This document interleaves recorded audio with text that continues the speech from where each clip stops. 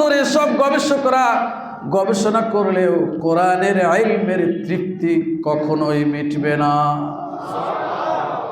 ওয়ালা ইয়াশবা মিনহুল উলামা, পৃথিবীতে যারা কোরআন নিয়ে গবেষণা করেছেন, যত বড় গবেষক হয়েছেন আর যত বেশি পরিমাণে গবেষণা করতে পেরেছেন, জীবনের শেষ সন্ধ্যায় এসে নিভৃতে বসে মাথা নিচু করে দিয়ে দুই চোখের পানি অঝোর ধারায় ছেড়ে দিয়েছেন আর আল্লাহর কাছে বলেছেন, রব্ব তোমার কোরআনের কিছুই জানতে পারলাম না। আসসালামু আলাইকুম ওয়া রাহমাতুল্লাহি ওয়া বারাকাতুহু।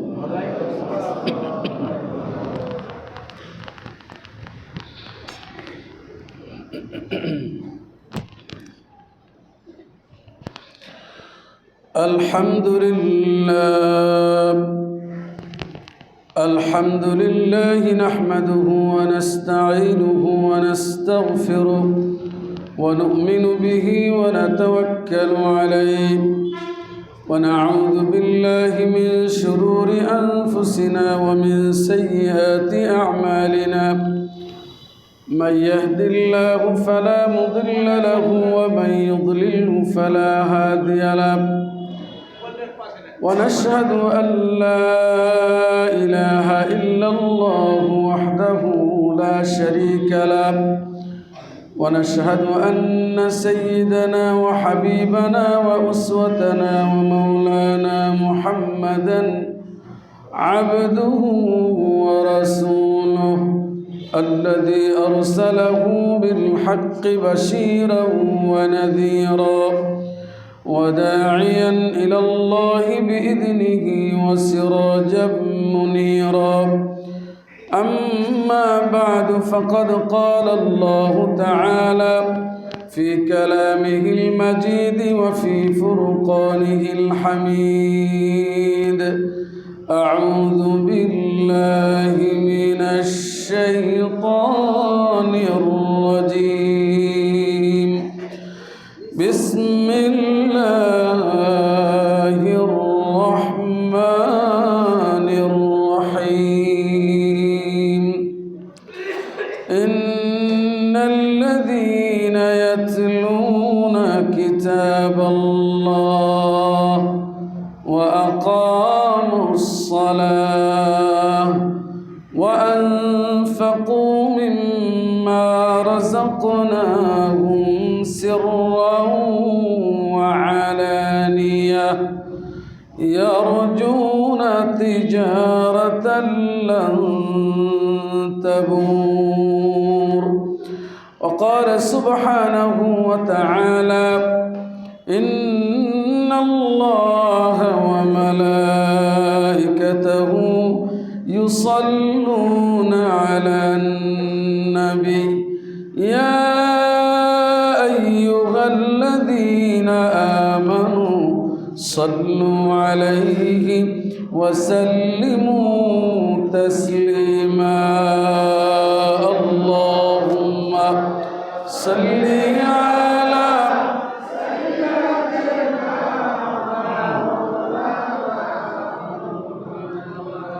وعلى آل سيدنا.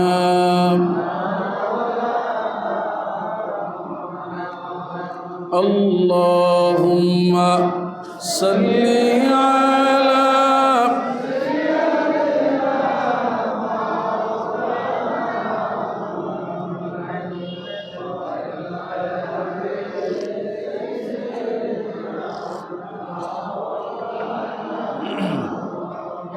بلغ العلا بكماله كشف الدجى بجماله حسنت جميع خصاله. صلوا لا إله إلا الله لا إله إلا الله لا إله إلا الله لا إله إلا الله لا إله إلا الله لا إله ইল্লাল্লাহ লা ইলাহা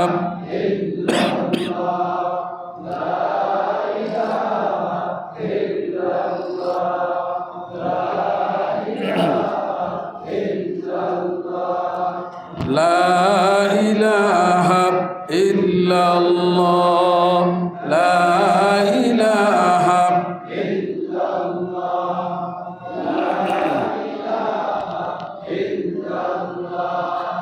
লা ইলাহা ইল্লাল্লাহ লা ইলাহা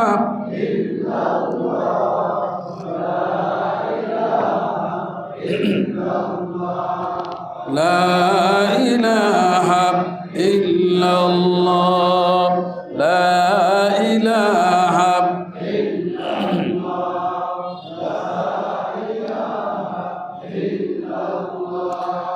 লা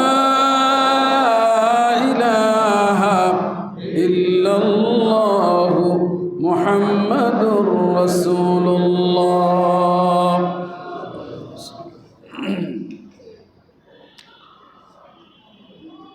মহান আল্লাহ সুবহানাহু ওয়া তাআলার দরবারে শুকর আদায় করছি যে আল্লাহ তাআলা আমাদেরকে তার ঘরে আসার তৌফিক এনায়েত করেছেন। পড়ছি আলহামদুলিল্লাহ। সম্মানিত দ্বীনী ভাইয়েরা, সাইয়েদনা ওমর রাদিয়াল্লাহু তাআলা আনহুর জীবনীর ধারাবাহিক আলোচনা চলছে। আজকের জুমায় তা হচ্ছে না,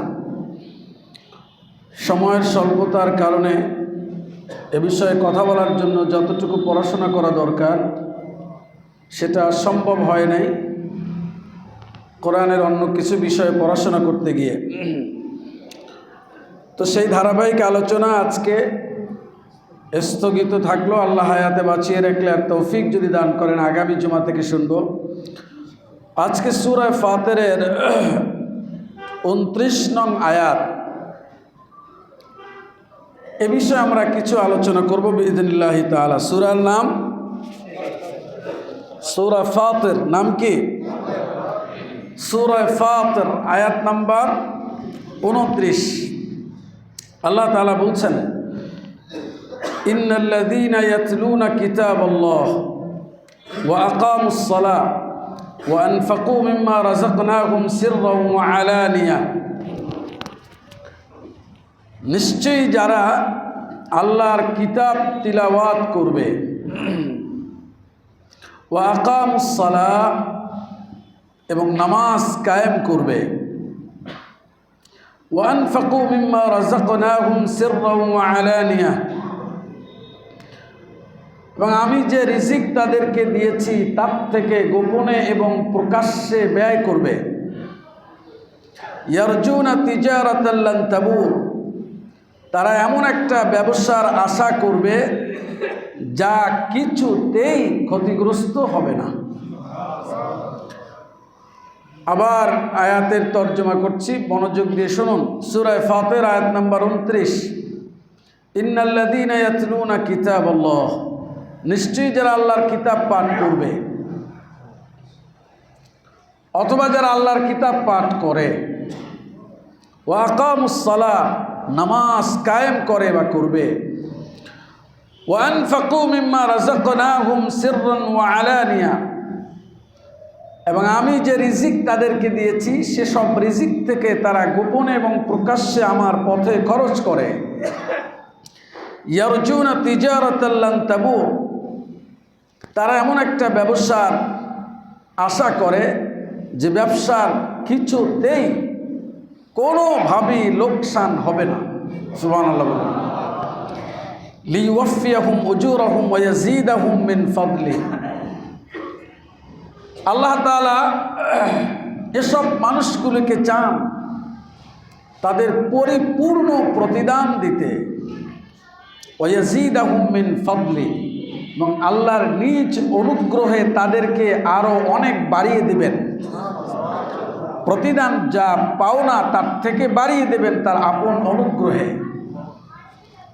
ইন্নাহু গফুরুন শাকুর, নিশ্চয়ই আল্লাহ তাআলা ক্ষমাকারী প্রত্যেক বান্দার আমলের কদরকারী। সুবহানাল্লাহ বলুন।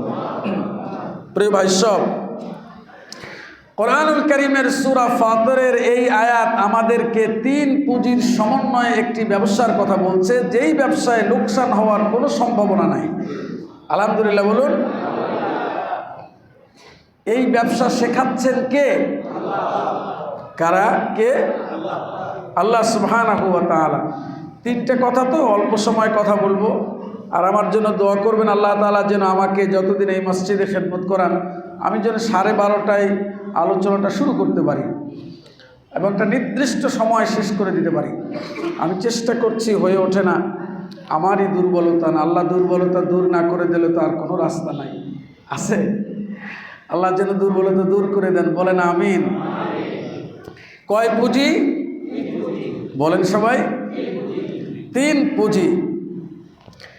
প্রথম পুঁজি হচ্ছে আল্লাহর কোরআন পাঠ করা, দ্বিতীয় পুঁজি হচ্ছে নামাজ কায়েম করা, তৃতীয় পুঁজি হচ্ছে আল্লাহর পথে গোপনে এবং প্রকাশ্যে ব্যয় করা। আবার বলছি 3 পুঁজি: আল্লাহর কোরআন তিলাওয়াত করা, 2 নামাজ কায়েম করা, 3 গোপন এবং প্রকাশ্যে আল্লাহ তাআলা আমাদেরকে যে রিজিক দিয়েছেন তার থেকে আল্লাহর পথে ব্যয় করা। আল্লাহ তাআলা এই 3টা কাজকে ব্যবসা বলে অভিহিত করেছেন। আলহামদুলিল্লাহ বলেন। আল্লাহ তাআলা বলছেন এইটা একটা ব্যবসা, এই ব্যবসার পুঁজি হলো এই 3টা, আর এই ব্যবসা যারা করবে আমি নিশ্চয়তা দিচ্ছি ওই ব্যবসায়ীদের লোকসান ক্ষতি হওয়ার কোনো সম্ভাবনাই নাই। প্রিয় ভাই সব, এই 3টি কথা ব্যাখ্যামূলক আলোচনা করলে 3 ঘন্টা সময়ের প্রয়োজন। আমরা 3 ঘন্টা না, অল্প কয়েক মিনিটে বোঝার চেষ্টা করব আল্লাহ তাআলা আসলে আমাদের জন্য কি এখানে বলেছেন। 3 পুঁজি: কোরআন তিলাওয়াত, নামাজ কায়েম এবং আল্লাহর পথে ব্যয়। একটু চিন্তা করলে দেখবেন এই 3টা পুঁজি এমন যা মুসলিম সমাজে যদি প্রকৃত অর্থেই বাস্তবায়ন থাকে তাহলে ওই সমাজ নিশ্চিতভাবেই পৃথিবীর সবচেয়ে ভালো সমাজ হতে বাধ্য। আল্লাহর কিতাব পাঠ, এটার সাথে রয়েছে মানুষের জ্ঞানের সম্পর্ক। কিসের সম্পর্ক? জ্ঞানের সম্পর্ক। আর কোরআনের চাইতে জ্ঞান সমৃদ্ধ, মানুষের জন্য কল্যাণের উপদেশ সম্বলিত আর কোনো পুস্তক পৃথিবীতে আছে কি? আসতে বললেন যে একটি হাদিসের মধ্যে আল্লাহ রসুল বললেন ফিতনা খুব নিকটবর্তী। একজন জিজ্ঞেস করলেন, ইয়া রাসূলুল্লাহ, কেমনে বাঁচবো ফিতনা থেকে? জবাবে আল্লাহ রসুল বললেন, কিতাবুল্লাহ, আল্লাহর কিতাবকে, কোরআনকে আঁকড়ে ধরো, ফিতনা থেকে তুমি বেঁচে যাবে। সুবহানাল্লাহ বলুন। ফি নাবাউন মান কামা ক্বাবলাকুম, রসুল বললেন এই কিতাবের মধ্যে আছে কি শোনো, তোমাদের আগে এই পৃথিবীতে কি ছিল এটা তোমরা জানো না।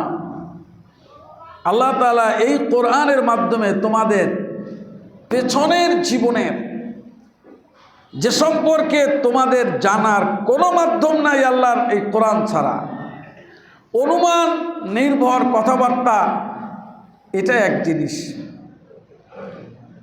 আর নিশ্চিত সত্যকে জানা আর এক জিনিস, ঠিক না? তো তোমাদের পূর্বে যা কিছু ঘটেছে এই সংবাদ এই কোরআনে আছে। সুবহানাল্লাহ বলেন। ফেরাউন কেন ধ্বংস হয়েছিল এইটা এই কিতাবের মধ্যে আছে। এইটা তুমি জানলে ফেরাউনের আচরণ আর তুমি করবা না।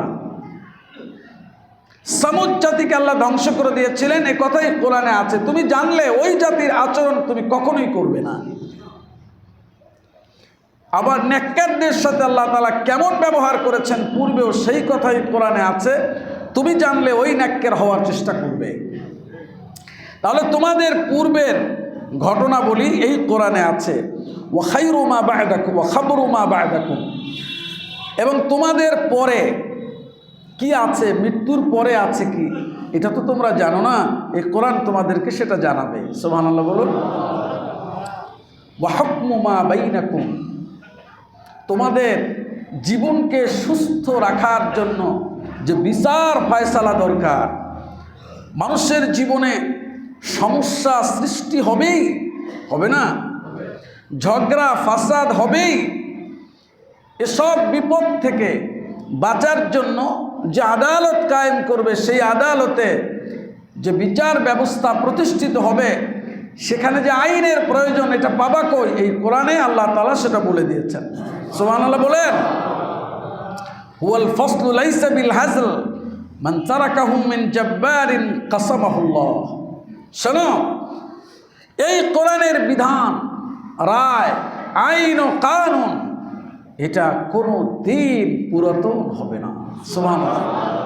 কোনো দিন নরম হবে না, কোনো দিন অকেজ হবে না। এটা এমন সংবিধান না যেটা 3 দিন পর পর পাল্টাতে হবে। সুবহানাল্লাহ বলেন। মান তারাকাহু মিন জাব্বারিন কাসামাহুল্লাহ। শোনো, যেসব স্বৈরাচার আল্লাহর এই কোরআনকে পরিত্যাগ করবে, কাসামাহুল্লাহ, আল্লাহ তাদেরকে ধ্বংস করে দিবেন। ওয়ামান ইবতাগাল হুদা ফি গায়রিহি আদাল্লাহুল্লাহ। আর কোরআনের বাইরে যে হেদায়েত তালাশ করবে, আল্লাহ ওরে পথভ্রষ্ট করে দিবেন। দেখছেন কথাটা? কোরআনের বাইরে গিয়ে হেদায়েত তালাশ করলে হেদায়েত একটা পাবে। হেদায়েত মানে পথ লাভ করা। তবে কোন পথ লাভ করবে? পথভ্রষ্টতার পথ সে লাভ করবে। আল্লাহ তাআলা নিজে বলেছেন তাকে পথভ্রষ্ট করে দিবেন। নাউজুবিল্লাহ বলুন। ওয়া হুয়া হাবলুল্লাহিল মাতিন। কোরআন হচ্ছে আল্লাহর শক্তিশালী রশি। সুবহানাল্লাহ বলুন। আল্লাহর শক্তিশালী রশি, লাম ফিসাম লাহা, যা কখনোই ছিঁড়ে যাবে না। সুবহানাল্লাহ বলুন। ছিঁড়তে চাইলে ছিঁড়বে না, নিজের হাত নষ্ট হয়ে যাবে, ঠিক না? চোখ দিয়ে এটাকে নষ্ট করতে চাইলে চোখে জ্যোতি হারিয়ে যাবে। জিহ্বা দিয়া আল্লাহর এই রশির বিরুদ্ধে দাঁড়ালে জিহ্বা অকেজ হয়ে যাবে, ঠিক না? মস্তিষ্ক দিয়ে দাঁড়ালে পাগল হয়ে যাবে। আল্লাহর রশিকে ছেড়া যাবে না। হাবলুল্লাহিল মাতিন, এটি বড় শক্তিশালী রশি। সুবহানাল্লাহ বলেন। লাম ফিসাম লাহা, এটা কখনোই ছিঁড়ে যায় না। সুবহানাল্লাহ বলেন। ওয়া হুয়া যিকরুল হাকীম। সুবহানাল্লাহ বলেন। এই কোরআন হচ্ছে উপদেশে ভরা কিতাব। সুবহানাল্লাহ বলেন। আর যিকরুল হাকীম, প্রজ্ঞাপূর্ণ জ্ঞান গর্ভ উপদেশ, নাম হইল কোরআন। নাম কি? কোরআন। কতটা জ্ঞান গর্ভ সামনে খেয়াল রাখেন একটু। ওয়া হুয়াস সিরাতুল মুস্তাকিম। কোরআন হলো সিরাতে মুস্তাকিম, সহজ সরল পথ। ওয়া হুয়াল্লাযী লা তাযিগু বিহিল আহওয়া ওয়া লা তাখতালিফু বিহিল আরা ওয়া লা তালতাবিসু বিহিল আলসুন ওয়া লা ইয়াখলাকু আন কাসরাতির রাদ ওয়া লা তানকাদি আজাইবুহু ওয়া লা ইয়াশবাউ মিনহুল উলামা।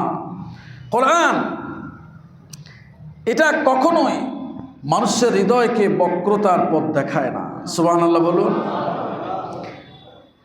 চিন্তাশীলরা কখনোই কোরআন নিয়ে চিন্তা ভাবনা করলে এরা বক্র রাস্তায় যায় না, ভুল পথে যায় না। কোরআন জিহ্বায় জড়তা আনে না। আর কোরআন কখনোই পুরাতন হয় না। সুবহানাল্লাহ বলুন। কোরআন কি হয় না? পুরনো হয় না। ওয়ালা তানকাদি আজাইবুহু। কোরআনের বিস্ময়কারিতা কোনো দিন শেষ হবে না। সুবহানাল্লাহ বলেন। সর্বশেষ একটা মজার কথা হলো, ওয়ালা ইয়াশবাউ মিনহুল উলামা। এই কোরআন যারা পড়বে, কোরআন যারা গবেষণা করবে, কোরআনের ইলমের ভিতরে নিজেদেরকে যারা ওয়াকফ করে দিবে, সুপর্দ করে দিবে, উৎসর্গ করে দিবে, এই সব আলেম ওলামাদের সম্পর্কে আল্লাহ রাসূল বলেছেন, ওয়ালা ইয়াশবাউ মিনহুল উলামা। কোরআনের জ্ঞানের গভীরতা এত বেশি, সারা জীবন ধরে সব গবেষকরা গবেষণা করলেও কোরআনের ইলমের তৃপ্তি কখনোই মিটবে না। ওয়ালা ইয়াশবা মিনহুল উলামা। পৃথিবীতে যারা কোরআন নিয়ে গবেষণা করেছেন, যত বড় গবেষক হয়েছেন আর যত বেশি পরিমাণে গবেষণা করতে পেরেছেন, জীবনের শেষ সন্ধ্যায় এসে নিভৃতে বসে মাথা নিচু করে দিয়ে দুই চোখের পানি অঝোর ধারায় ছেড়ে দিয়েছেন আর আল্লাহর কাছে বলেছেন, রব তোমার কোরআনের কিছুই জানতে পারলাম না, তোমার কোরআন কিছু বুঝলাম না, জানতে পারলাম না। তুমি যা দিয়েছো, সুবহানাকা লা ইলমা লানা ইল্লা মা আল্লামতানা, তোমার দেওয়া ইলমের বাইরে আমার কিছু নাই। কিন্তু কোরআনের ইলমের গভীরতা এত বেশি, সেই তুলনায় আমি কিছুই জানলাম না। সুবহানাল্লাহ বলেন। মান ক্বালা বিহি সাদাকা, যে কোরআন দিয়ে কথা বলবে সত্য বলবে। সুবহানাল্লাহ বলুন। মান ক্বালা বিহি সাদাকা, যে কোরআন দিয়ে কথা বলবে সত্য বলবে। ওয়ামান হাকামা বিহি আদালা, যে কোরআন দিয়ে বিচার ফয়সালা করবে অবশ্যই সে ইনসাফ পূর্ণ বিচার করবে। কে বলেছেন? আল্লাহ রাসূল বলেছেন, কোরআন দিয়ে যে কথা বলবে সত্য বলবে, যে কোরআন দিয়ে বিচার করবে সে কি বিচার করবে? মন গড়া বিচার করবে না ইনসাফপূর্ণ বিচার করবে, ন্যায় বিচার করবে। ওয়ামান আমিলা বিহি উজরা, যে কোরআন দিয়ে আমল করবে আল্লাহ তারে পুরস্কৃত করবেন। ওয়ামান দাআ ইলাইহি হুদিয়া ইলা সিরাতিম মুস্তাকিম, কোরআনের দিকে যে আহ্বান করবে, যাকে কোরআনের দিকে আহ্বান করা হবে নিশ্চিত থাকো তাকে সিরাতে মুস্তাকিমের দিকে ডাকা হবে। কোরআনুল কারীম এমন এক বিস্ময়কর গ্রন্থ, যার বিস্ময়কারিতা সারা জীবন ধরে আলোচনা করলেও মনে হবে কিছুই বলি নাই। সুবহানাল্লাহ বলেন। তিন ব্যবসার প্রথম পুঁজির নাম হলো ইয়াতলুনা কিতাবাল্লাহ, যারা আল্লাহর এই কিতাব পাঠ করবে, তিলাওয়াত করবে, অধ্যয়ন করবে, পড়বে, জ্ঞান আহরণ করবে, এটা হলো এক নাম্বার পুঁজি। এই এক নাম্বার পুঁজি যদি কেউ অর্জন করে নিশ্চিতভাবেই সে জ্ঞানী হয়ে যাবে। সুবহানাল্লাহ বলেন। তাহলে মানব জীবনের সুস্থ রাখার জন্য, জীবনকে সুন্দর করবার জন্য, জীবনকে কল্যাণ দিয়ে ভরে দেওয়ার জন্য প্রথম যে প্রয়োজন তার নাম হলো জ্ঞান। তার নাম কি? জ্ঞান। একজন ব্যক্তি তার জীবনকে সুন্দর করতে চায়, পরিবারকে সুন্দর করতে চায়, সমাজকে সুন্দর করতে চায়, দেশকে সুন্দর করতে চায়, পৃথিবীকে সুন্দর করতে চায়, প্রথম লাগবে কি? জ্ঞান লাগবে। কি লাগবে? জ্ঞান। জ্ঞান ছাড়া সম্ভব? এর জন্য তো আল্লাহ রসুলকে প্রথম ওহী দেওয়া হলো ইকরা বিসমি রাব্বিকাল্লাযী খালাক। তবে হ্যাঁ, মনে রাখতে হবে সূরা আলাকের আয়াতটা পড়লেই চলবে না। আল্লাহ বলছেন ইয়াতলুনা কিতাবাল্লাহ, আল্লাহর কিতাব পাঠ করতে বলা হয়েছে। হাট্টিমা টিম টিম তারা মাঠে পারে ডিম, তাদের খাড়া দুটো শিং, এই কিতাব না। কোন কিতাব? আল্লাহর কিতাব পাঠ করবে। এজন্য আল্লাহ রসুলকে বলেছেন পড়ুন আপনার রবের নামে, যিনি সৃষ্টি করেছেন। সুবহানাল্লাহ বলেন। সুতরাং পড়াই যদি রবের নাম না থাকে তাহলে ওই খাড়া দুটো শিংই হবে। কিয়ামত পর্যন্ত কেউ দেখে নাই খাড়া দুটো শিং। কোনো পাখির দুইটা খাড়া শিং আছে, কেউ দেখেছে কোনোদিন? কতটা মিথ্যা কথা, কাল্পনিক কথা। কারণ ওই যে রবের নাম নাই, এই জন্যই এই মুসিবত এসে গেছে। কথা বুঝে গেল ভাইরা? বিশাল বড় ডিগ্রি নিয়ে বড় সাহিত্যিক হয়ে কবিতা লেখলো, খাড়া দুটি শিং, কিছু হইল? কারণ কি বলেন তো? জ্ঞানের সাথে রব নাই, জ্ঞানের সাথে প্রভু নাই, জ্ঞানের সাথে যিনি সৃষ্টি করেছেন তিনি নাই। কথা বুঝে গেল? তাহলে ব্যবসা আপনার এক নাম্বার পুঁজি কি? জ্ঞান।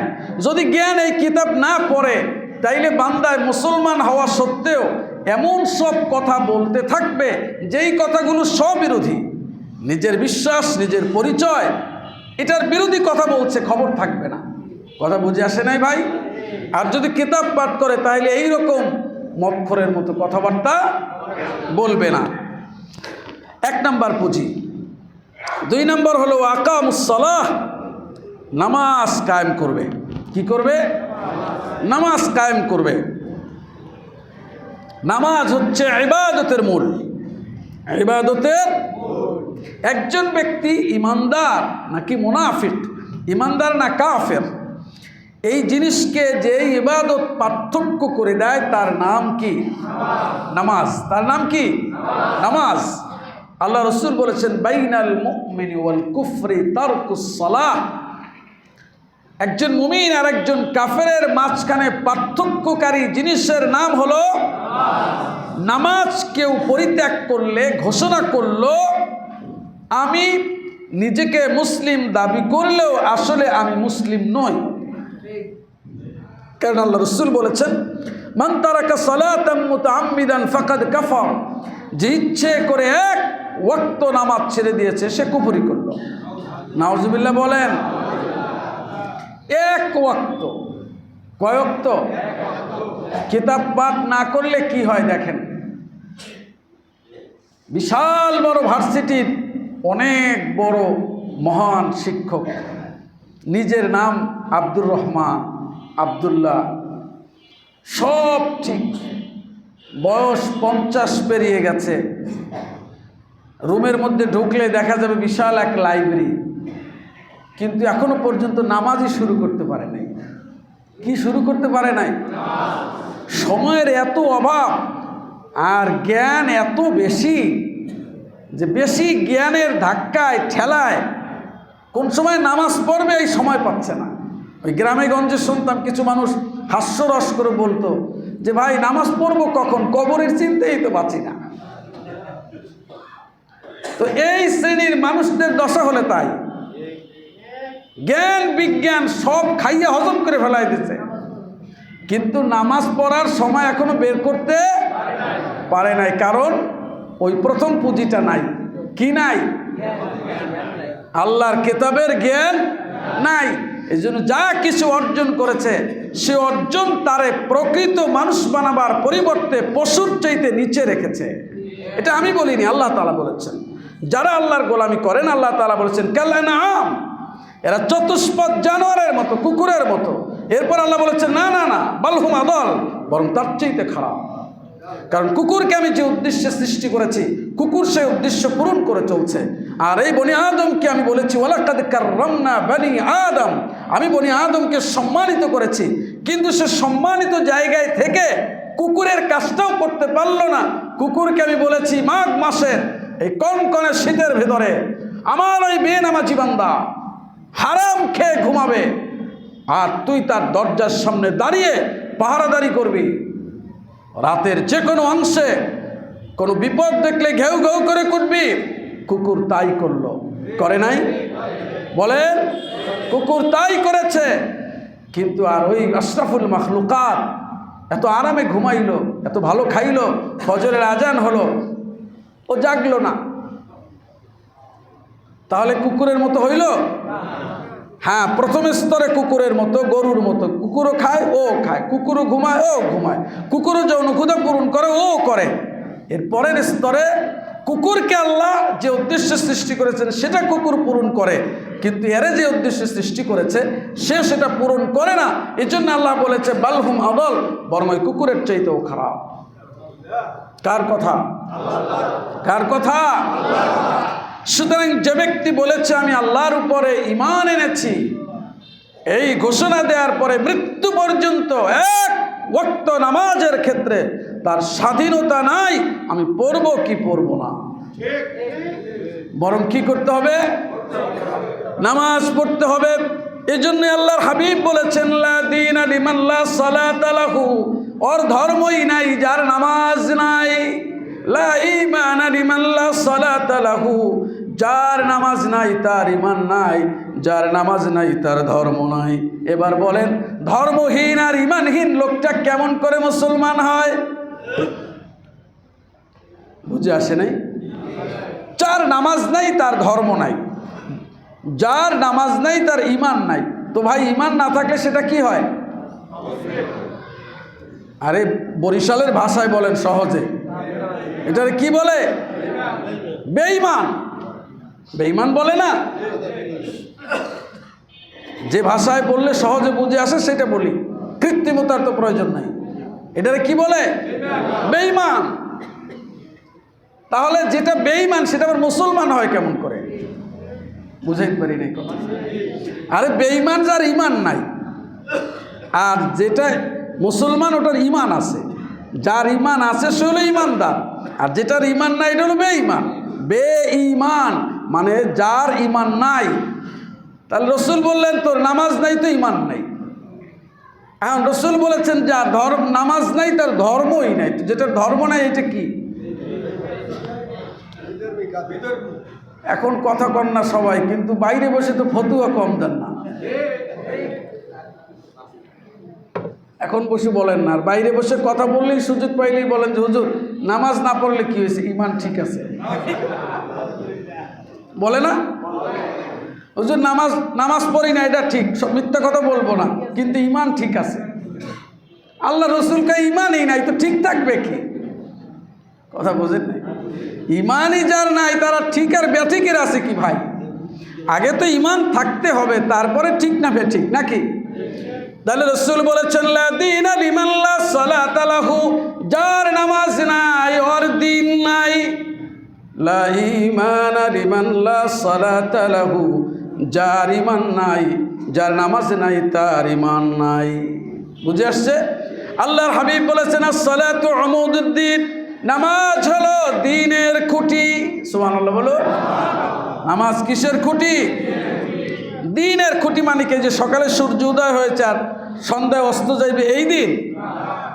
আপনি যে বলেছেন লা ইলাহা ইল্লাল্লাহু মুহাম্মাদুর রাসূলুল্লাহ, আল্লাহ ছাড়া কোনো মাবুদ নাই আর মুহাম্মদ আল্লাহর রসুল, এই কালিমা পড়ে যে ইমানের গণ্ডিতে ঢুকেছেন, সেই দ্বীনের খুঁটির নাম হলো নামাজ। সুতরাং নামাজ নাই তো দ্বীনের স্তম্ভ, দ্বীনের খুঁটি নেই। তো খুঁটি না থাকলে তো ভাই ঘর থাকে না। পৃথিবীতে এমন কোনো ঘর আবিষ্কার হয়েছে কি যেটার খুঁটি নাই? কথা বলবেন না। হয়েছে? আর হওয়ার সম্ভাবনা আছে? তবে হ্যাঁ, একটা মাত্র ঘর আছে যার খুঁটি নাই, সেটা তো আল্লাহ রাব্বুল আলামিন সৃষ্টি করেছেন। খালাকাস সামাওয়াতি বিগাইরি আমাদিন তারাউনাহা, ওই আকাশকে আমি খুঁটি ছাড়া সৃষ্টি করেছি। দেখো না, সুবহানাল্লাহ বলে। আকাশকে কি ছাড়া সৃষ্টি করেছি? তারাউনাহা, দেখতে পাচ্ছ তো, এরপরও আমার পাও না। পাবা কেমনে? রাঙ্গা রাঙ্গা পানি খাইলে তো আমার পাবাও না। রাঙ্গা রাঙ্গা পানি খাবা আর ঘরে যাইয়ে বউরে মা কবা। তা বউরেই তো তুমি যখন মা কও, তাই তুমি আমার মাওলারে চেনবা কেমনে? আরে বান্দারে, আমি তোর ব্রেইনকে ব্যবহারের একটা সীমানা দিয়েছি, ওই সীমানার বাইরে চলে গেলে তখন তারে পাগল বলে। ওটার বাইরে গেলে আর তুমি সুস্থ থাকবা না। সুতরাং নামাজ যারা পড়ে না, নামাজ যারা আদায় করে না, তারা নিজেদেরকে মুসলিম দাবি করবার হক রাখে না। কথা বুঝে গেল ভাইরা? ব্যবসার দ্বিতীয় পুঁজির নাম কি? পড়লেও চলবে, না পড়লেও চলবে নাকি? পড়তেই হবে। ঐচ্ছিক না বাধ্যতামূলক? নামাজ নাই কি নাই? নামাজ নাই, নামাজ নাই। এক ওয়াক্ত ছাড়লে,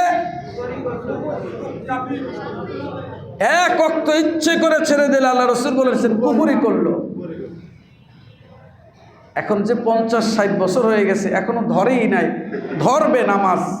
আশা করছে আগামী 2-1 বছর বাকি আছে, রিটায়ার করবে, এরপরে পশ্চিম দিকে যাইবে নিয়ত করছে, হজ করে আইসা নামাজ ধরবে।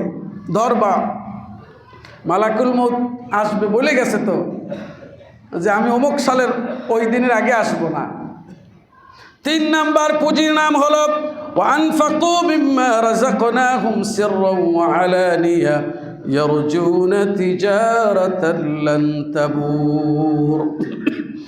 আমি যে রিজিক তাদেরকে দিয়েছি এই রিজিক থেকে গোপনে এবং প্রকাশ্যে আল্লাহর পথে ব্যয় করবে।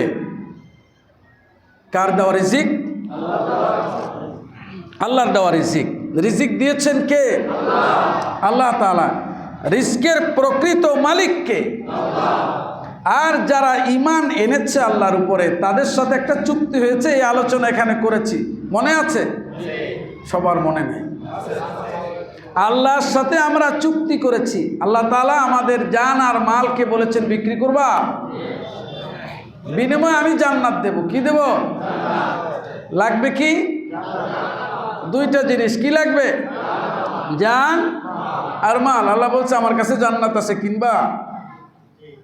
আমরা বলেছি হ্যাঁ মাওলা, আমরা জান্নাত কিনতে চাই। আল্লাহ বলেছেন আমার এই জান্নাতের দাম হলো তোমার জান আর তোমার মাল। সুবহানাল্লাহ বলেন। তোমার জান তোমার মাল, এইটা কতটুক? জান হইল এতটুক, সুযোগ পাইলে কোনো সময় একবার মসজিদে যাব, এর বেশি না, ওইতেই তো ঘুম নষ্ট হয়ে যাইতেছে।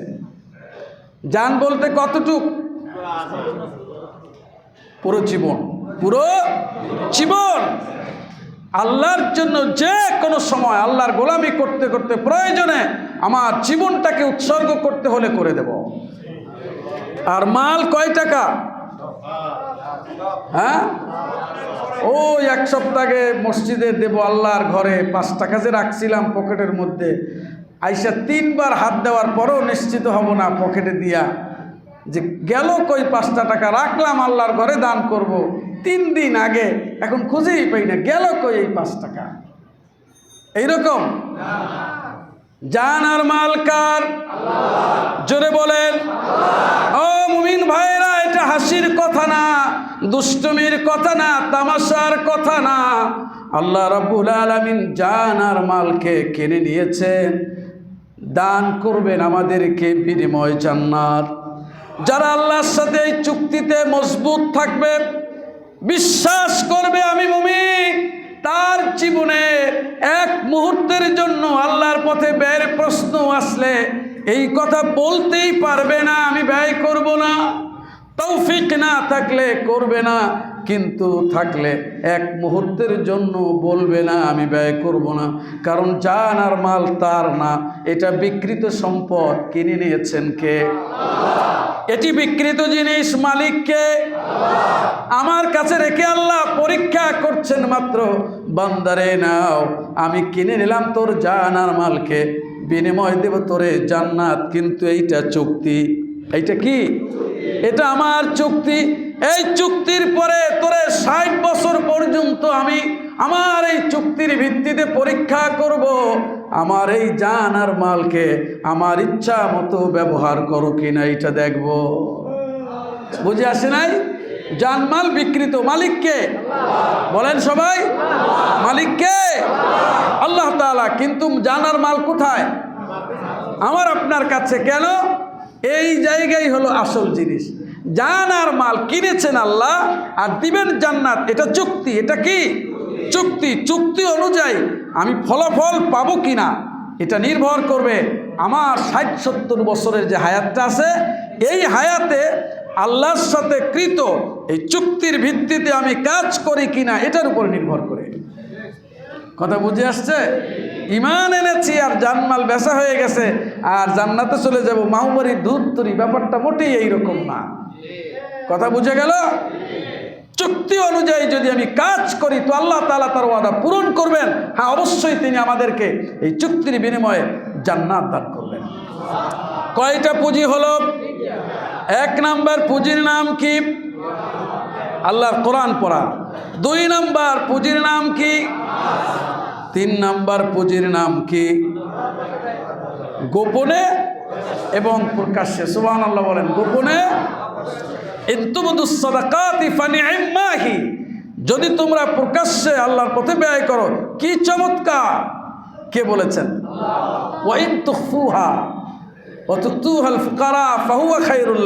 আর যদি গোপনে দাও সেটা আরো উত্তম। সুবহানাল্লাহ বলেন। এই জন্য গোপনে এবং প্রকাশ্যে উভয় অবস্থাতেই ব্যয় করতে হবে। গোপনে দান খুব বেশি প্রিয় আল্লাহর কাছে, কিন্তু কিছু লোক আছে কোনো জায়গায় দান করলে ফাঁকিবাজি করে, চুপচাপ ভাব ধরে বসে থাকে মুত্তাকির, কিছুই কয় না যে ঠিক আছে এইটা আমি দেখব, মানে ভাবে বুঝায় যে গোপনে আইসে 1 হাজি সম্পদ সে দিয়ে যাবে, কিন্তু আসলে তার এই ভাবের উদ্দেশ্য হলে এইখান থেকে বাইরে যেতে পারলেই হয়। আছে না? হ্যাঁ, রাগ করেন না, আমি আমার জীবনে দেখছি এরকম অনেকে খুব ভাব ধরে বসে রয়েছে যে গোপনে 1 হাজি সম্পদ সে দিয়ে যাবে, কিন্তু এরপরে তার আর পাওয়াই যায় না।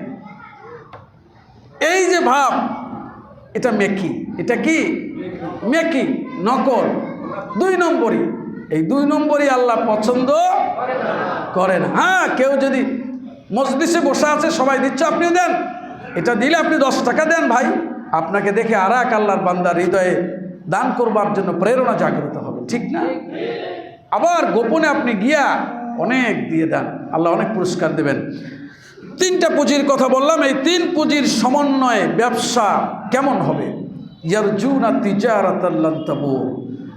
আল্লাহ তাআলা বলছেন এমন ব্যবসার আশা করে যেটা কিছুতেই লোকসান হবে না। সুবহানাল্লাহ বলেন। এই ব্যবসায় কোনো লোকসান নাই, আছে? কোনো লোকসান আছে? নাই। এই ব্যবসার মার্কেটে কোনোদিন আগুন ধরবে না। আগুন ধরবে? এই দোকানে কোনোদিন ডাকাত আসতে পারবে না। পারবে? কোনো সন্ত্রাসী এসে চাঁদাবাজি করতে পারবে? চাঁদাবাজদের দৌরত্ব এখানে চলবে না। সন্ত্রাসী এখানে চলবে না। চলবে? আর কেউ কোনো দুর্বৃত্ত গিয়ে আগুন জ্বালাবে সেই সুযোগও, তাহলে এই ব্যবসায় কি নাই? কথা তো অনেক, সর্বশেষ কথাটা না বললেই না। আল্লাহ তাআলা বলছেন এই মানুষগুলি ব্যবসা করে। কি করে? তাহলে যারা কিতাব পড়ে তারা কি গুন্ডা না হুজুর? হুজুর মানে নেককার তো নাকি? যারা আল্লাহর কোরআন পড়ে, নামাজ কায়েম করে, আল্লাহর পথে ব্যয় করে, আর তো মোল্লা মৌলবি নাকি? নেককার মানুষ তো নাকি? কথা বলেন তো। 1 শ্রেণীর লোকেরা আছে বলে যে ধর্ম নিয়ে ব্যবসা করে। আরে ব্যবসার কথা তো আল্লাহ তাআলা বলেছেন। সুবহানাল্লাহ বলেন। অবশ্যই তো ব্যবসা করব, ব্যবসা করব না?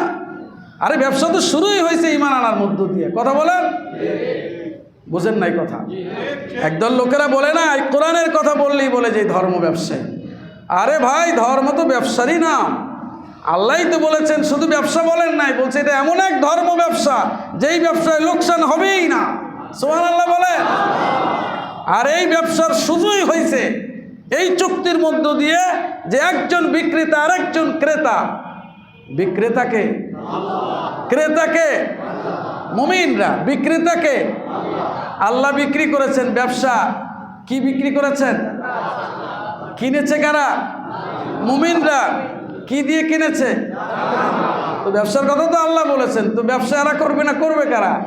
কিন্তু আফসোস হইল যারা বলে ধর্মের ব্যবসা করছে, কিন্তু তারা নামাজ পড়ে না, রোজা রাখে না, জাকাত দেয় না, সত্য বলে না, হালাল খায় না, মদ খায়, নানান অপকর্মের সাথে যুক্ত। বিশেষ মুহূর্তে যখন দেখা যায় যে বাইতুল মুকাররমের টুপির দোকানের সবচেয়ে দামি টুপিটা তার মাথায় আছে, তখন বোঝা যায় যে ধর্ম ব্যবসা আসলে সে করছে, ঠিক না? কোনোদিন নামাজে পাওয়া যায় না, দেখবেন হঠাৎ বিশেষ মুহূর্তে মসজিদের প্রথম কাতারে তারে পাওয়া যাচ্ছে, কিন্তু আর চিনবেন কেমনে? দেখবেন যে সেজদায় যাওয়ার আগে প্যান্ট ছিঁড়ে যাওয়ার পালা। রাগ করলেন? ও তো নিয়মিত নামাজ পড়ে না ভাই, এই জন্য ওই যে তার নিয়মিত পোশাক যেটা ধর্মের পোশাক না, ওইটা পরে নামাজে আসতে দেখবেন যে প্যান্ট ছিঁড়ে যাওয়ার পালা, খুব কষ্ট হচ্ছে, কোনো রকম রুকুতে যাইতে পারে না, মনে হয় যেন পিছন থেকে কেউ টাইনে ধরছে। কারণ সে তো নামাজি না, সে তো নামাজের ভান ধরতে আসছে। কথা বলেন? সে তো আসলে কোরআনের পথে চলার মানুষ না, বরং জীবন আর যৌবন কোরআনের বিপরীতে ব্যয় করেছে। জীবনে কোনোদিন আল্লাহর পথে ব্যয় করে নাই, আল্লাহরে সেজদা দেয় নাই, আল্লাহর কোরআন পড়ে নাই। সূরা ফাতিহা গাছের লগে বাইন্দা পিটাইলেও সূরা ফাতিহার প্রথম আয়াতের অর্থ বলতে পারবে না, আর সে বলবে কোরআনে এইটা আছে ওইটা নাই। এত বড় মুফতি সাহেব তুমি হইলে কবে? 3 পুঁজির ব্যবসা আমরা করবো, রাজি আছি ইনশাআল্লাহ? আল্লাহর কোরআন পড়বো, রাজি আছি ইনশাআল্লাহ? অবশ্যই পড়বো, অবশ্যই পড়বো, অবশ্যই পড়বো। আমাদের চাইতে বড় ব্যবসায়ী আর কেউ নাই। ওরে পাগল, তওবা করো, কিয়ামতের দিন তুমি দেখবা এই ব্যবসায়ীরা বিনা হিসাবে আল্লাহর জান্নাতুল ফেরদাউসের দিকে ফেরেশতাদের তাদের স্বাগত দেওয়ার মধ্য দিয়া তারপরে তাদেরকে জান্নাতুল ফেরদাউসে নিয়ে যাচ্ছে। আর তওবা না করলে তুমি যত বড় বড় মেয়ে হয়ে থাকো, চোখ নাই, আল্লাহ চোখ দেয় নাই, অন্ধ হয়ে গেছো, আল্লাহ বুদ্ধি দেয় নাই, জ্ঞান দেয় নাই, বুঝো না? আল্লাহ তাআলা কোরআনে বলেছেন মান তারাকাহু কাসামাহুল্লাহ, যে কোরআনের বিপরীতে যাবে আল্লাহ তারা ধ্বংস করে দিবেন। আল্লাহ তাআলা আমাদেরকে বোঝার তৌফিক দান করুন, ঈমানের উপরে কায়েম ও দায়েম রাখুন, জান এবং মাল দিয়ে আল্লাহ সুবহানাহু ওয়া তাআলার সাথে কৃত অঙ্গীকার পূরণ করার তৌফিক দান করুন। ওয়া আখিরু দাওয়ানা আনিল হামদুলিল্লাহি রাব্বিল আলামিন। আগামীকালকে দাওয়াত পেয়েছেন তো আপনারা? আলহামদুলিল্লাহ। আগামীকালকে ইনশাআল্লাহ আমাদের পটুয়াখালীতে ডক্টর মিজানুর রহমান আজারি সাহেব আসবেন। ডক্টর মিজানুর রহমান আজারি আমাদের, একটু বসেন, আল্লাহু আকবার, আমি তো বলি নাই, কষ্ট দেখতে হচ্ছে, বুঝতে পারছি। ডক্টর মিজানুর রহমান আজারি সে তো এক ব্যক্তি মাত্র, তাই না? ব্যক্তি তো আমাদের কাছে গুরুত্বপূর্ণ না। গুরুত্বপূর্ণ কি? গুরুত্বপূর্ণ কি বলেন? আল্লাহর খেলা দেখছেন? আল্লাহর খেলা দেখেন ভাই। আমি মাঝে মাঝে চিন্তা করি, কষ্ট হইতেছে আপনাদের? আমি মাঝে মাঝে গভীর চিন্তা করি যে মাওলা রে, তোমার কথা কতই না সত্য। ইউরিদুনা লিইউতফিউ নূরাল্লাহি বিআফওয়াহিহিম, ওরা চায় মুখের ফুৎকারে আল্লাহর দ্বীনকে নিভায় দেবে। আল্লাহ বলছে এই পাগল চুপ, আমি আমার দ্বীনকে শুধু টিকায় রাখবো তাই না, এটার পূর্ণতা দেব। সুবহানাল্লাহ বলে। কোরআনের জন্য মানুষ কি পাগল হয়ে যাচ্ছে, সুবহানাল্লাহ বলে।